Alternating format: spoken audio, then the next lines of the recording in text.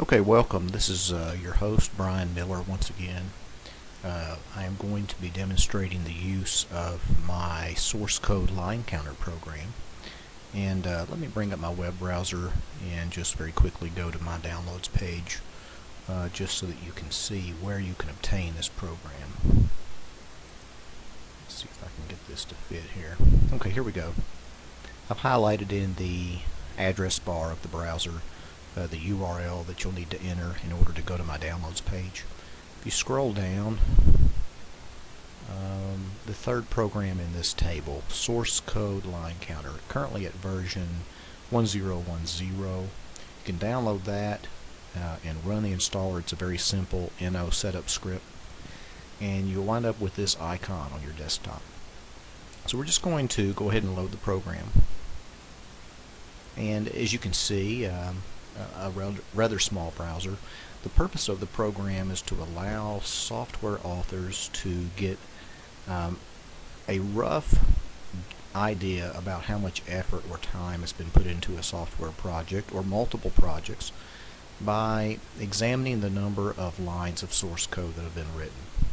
And of course, I say it's a rough metric because the font size you use can vary. The length of the lines, the place where you tend to terminate a line of code and start a new line varies among authors. But you can look at source code files anywhere from C#. You can look at Visual Basic, C header files, Java, Pascal, AHK, AutoIt, quite a few different file extensions that you can look at. And so what I want to do is I just want to show you a few features of the program rather quickly. I want to look at some projects that I have been working on for the 2012 Donation Coder NANY event, and I want to include blank lines and comments, auto-generated code, and code that I've actually written myself. So I'm going to select the folders where I have stored these projects, and they are in my Visual Studio 2010 projects folder. So I'm going to go down there.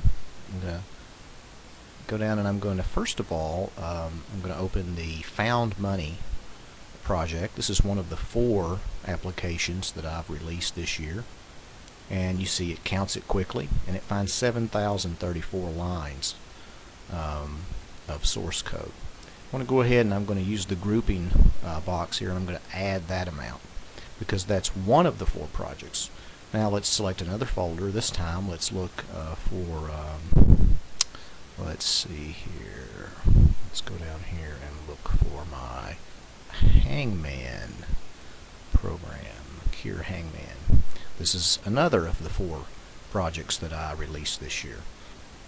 So we count it and we're going to add it to this total.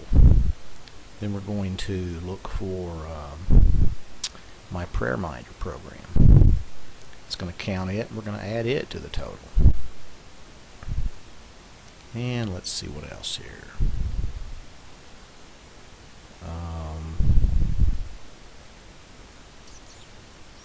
Let's see. Let's look at this program that we're currently using. Let's look at the source files for it, and we're going to add those finally. So then when we get done, we can look here and you'll notice that let me drag this over so you can see this. You'll notice that I look at this grouping, it's going to show me the actual lines for each of these 4 projects, and then it shows the total here, 21,773 lines. So when you're talking about lines of source code, there are 2 ways to calculate that. There's a physical SLOK, there's a different kind as well. And if you want to study that, you can go to Wikipedia or other sites that you may find through a search engine and just search for the term SLOK, all capital letters. Like I say, it's a rough measure, it's a rough metric, but it can give you an idea of how many comments, your comments to actual code ratio, those kind of interesting bits of data that you may want to know about your programs. I hope that you'll share this with anyone that you think may find it useful, and hope that perhaps you yourself may find the program useful and enjoyable. Thank you.